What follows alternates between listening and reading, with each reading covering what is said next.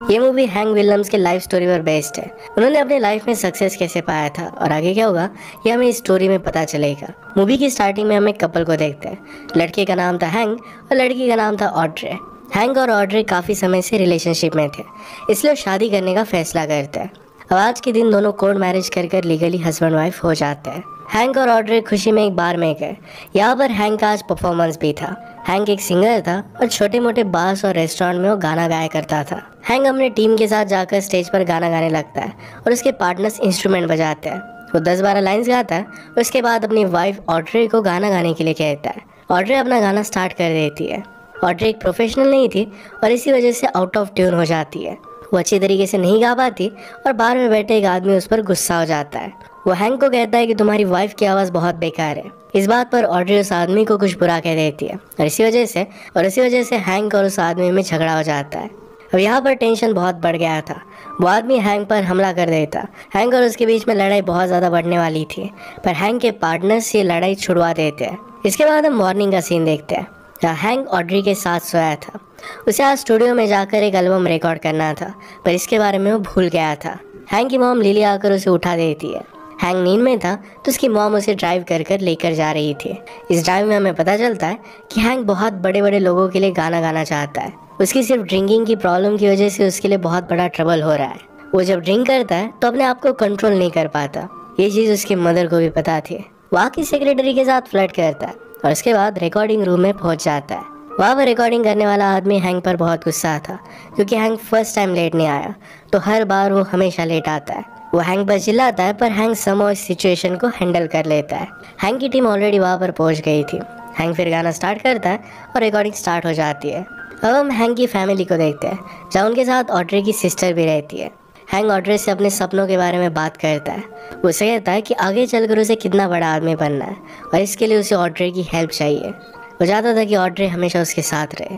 Hang फिर एक दूसरे स्टूडियो के मैनेजर से बात करने के लिए जाता है। वो स्टूडियो के लिए गाना गाना चाहता था।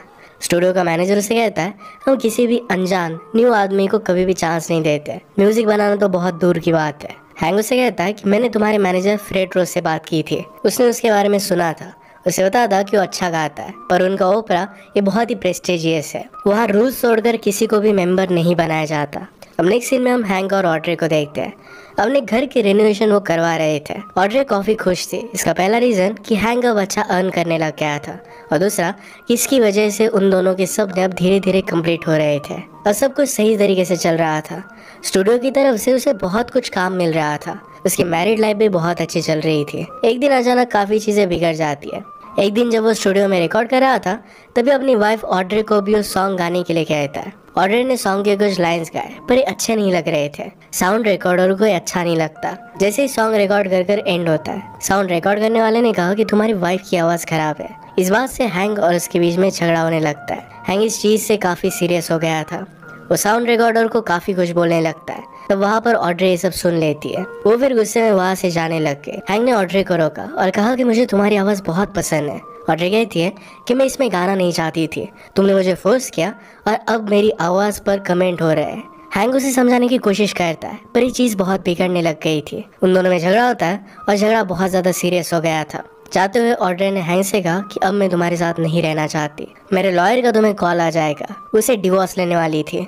अब हैंक भी ऑड्रे से बहुत गुस्सा हो जाता है और उसे छोड़ने का डिसाइड कर लेता है।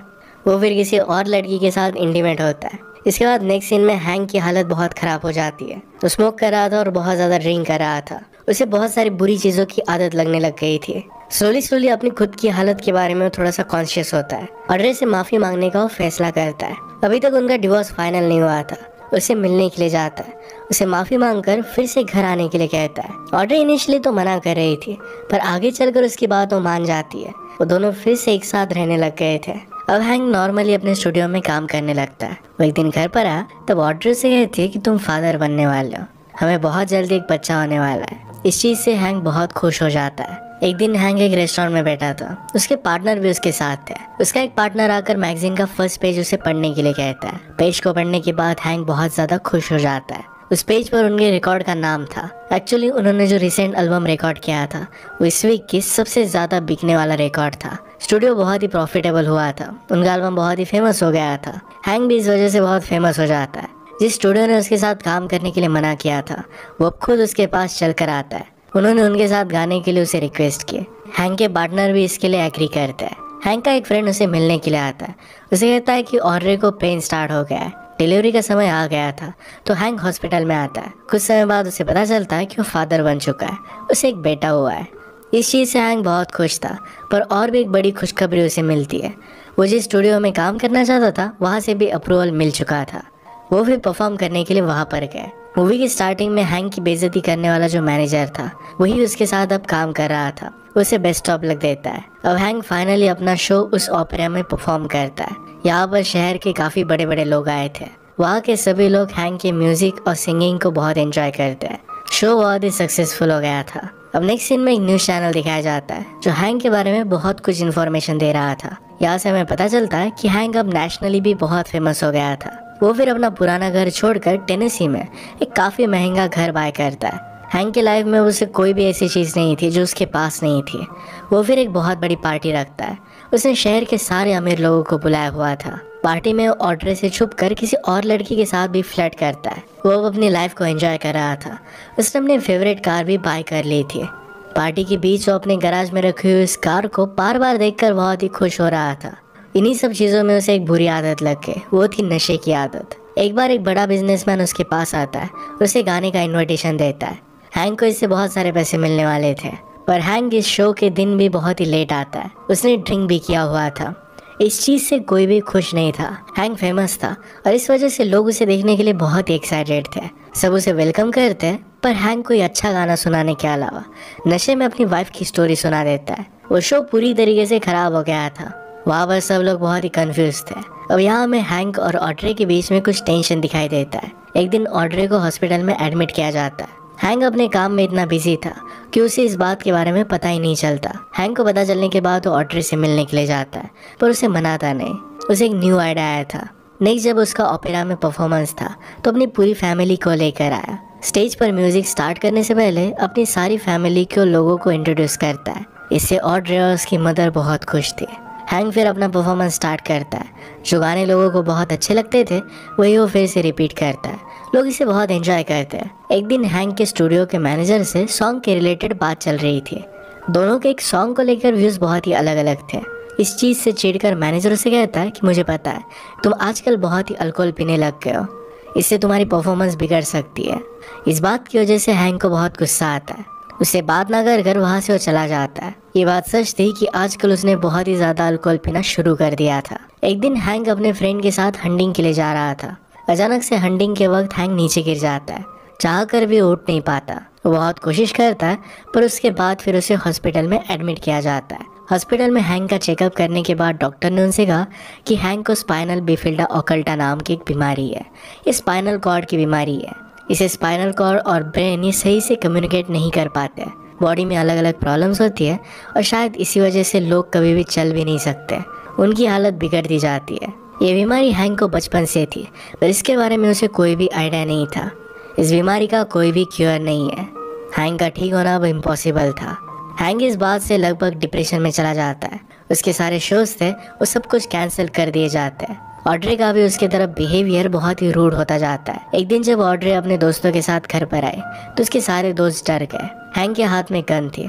गन से वो गार्डन में रखी हुई बॉटल्स को तोड़ रहा था। वो हमेशा घर में ही रहता है, इस वजह से बहुत फ्रस्ट्रेटेड हो गया था, चिढ़ने लग गया था।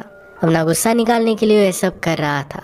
थोड़े दिन में वो रिकवर होने लग गया। एक दिन ओपेरा में वो अपना म्यूजिक सुनाता है। शो के दौरान हैंक की नज़र बिली नाम की एक लड़की पर पड़ती है। हैंक को उसे देखते पहली नज़र में प्यार हो गया था। शो खत्म होने के बाद हैंक उस लड़की से बात करने के लिए जाता है। उसे पता चलता है कि उस लड़की का एक फियांसे है। वो एक्चुअल में हैंक की टीम में काम करता है। अब हैंक उसके पार्टनर से पूछता है क्या तुम इससे शादी करोगे। इस पर चाहते हुए भी उसके पार्टनर को ना कहना पड़ता है। हैंक फिर बिली से अपनी शादी की बात आगे बढ़ाने लगता है। वो जाकर बिली की फैमिली से मिला। वो लोग ऑलरेडी फ्रैंक को जानते थे और इसी वजह से उनकी शादी के लिए मान जाते हैं। अब हैंक बिली को लेकर अपने घर जाता है जहाँ पर बॉबी थी। एक्चुअली बॉबी के साथ भी फ्रैंक का अफेयर चल रहा था। ऑड्रे के अलावा उसने काफ़ी जगह पर अफेयर रखे थे। बॉबी को जब बिली के बारे में पता चला था तो इसके बारे में हैंक को कन्फ्रंट करने के लिए आई थी। अब बॉबी हैंक के साथ बिली को देखती है और बिली को हैंक और अपने रिलेशनशिप के बारे में बता देती है। बिली समझ गई कि हैंक उस पर चीट कर रहा है और उसी समय वो घर से निकलने लग गई। हैंक बिली को रोकने की बहुत कोशिश करता है पर बिली नहीं मानती।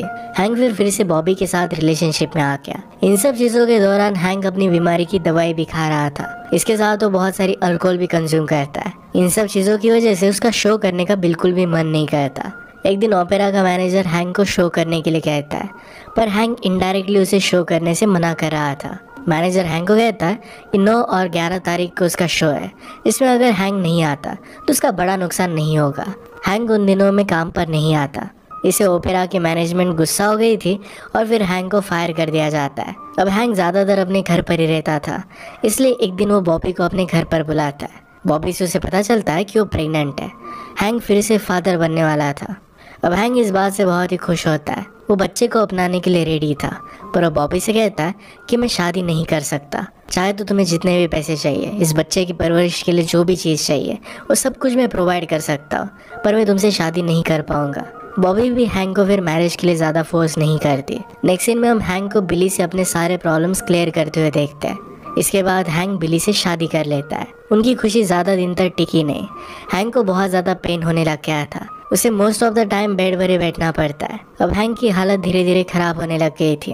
डॉक्टर भी घर आकर उसका चेकअप करते थे। हैंक के शो लगभग अब बंद हो चुके थे। हैंक ऐसी ज़िंदगी नहीं चाहता था तो फिर से काम करना स्टार्ट कर देता है। वो काम कर सके इस वजह से बिली को अपने घर पर अपनी मॉम के पास छोड़ने के लिए आया। हमें फिर पता चलता है कि हैंक की मॉम को ऑड्रे छोड़कर चली गई थी। वो अब उनके साथ नहीं रह रही थी। हैंक की मॉम को उसकी न्यू शादी करना ये सही नहीं लग रहा था, पर अब जब ऑड्रे उसे छोड़कर चली गई थी तो अब वो अपनी नई बहू को एक्सेप्ट करती है। बिली को देखकर वो खुश थे। हैंक ने फिर भी ऑड्रे को नहीं छोड़ा था। ऑड्रे हैंक के बेटे के साथ टेनेसी के घर पर रहती थी। हैंक उसे कभी कभी मिलने भी जाता था। हैंक बिली को घर पर छोड़कर अपने न्यू शो के लिए निकल जाता है। नेक्स्ट सीन में शो के ऑर्गेनाइजर को हम अनाउंसमेंट करते हुए देखते हैं। वो कहता है कि हैंक विलियम्स अपनी कार से आ रहे थे, तभी हार्ट अटैक की वजह से उनकी डेथ हो गई। ऑडियंस में सब लोगों को बहुत बुरा लगता है। हैंक को लास्ट टाइम गुड बाय कहने के लिए उनकी team I saw the light ये गाना गाती है, जो उनका सबसे बेस्ट सॉन्ग माना जाता था। यही हमारे मूवी का नाम है। मूवी के एंड सीन में हमें रियल हैंक का फ्यूनरल दिखाया जाता है। इसके बाद मूवी एंड हो जाती है। ये मूवी हैंक विलियम्स के रियल लाइफ पर बेस्ड थी। अगर आपको एक्सप्लेनेशन अच्छा लगता है तो प्लीज लाइक और कमेंट जरूर कर दीजिए।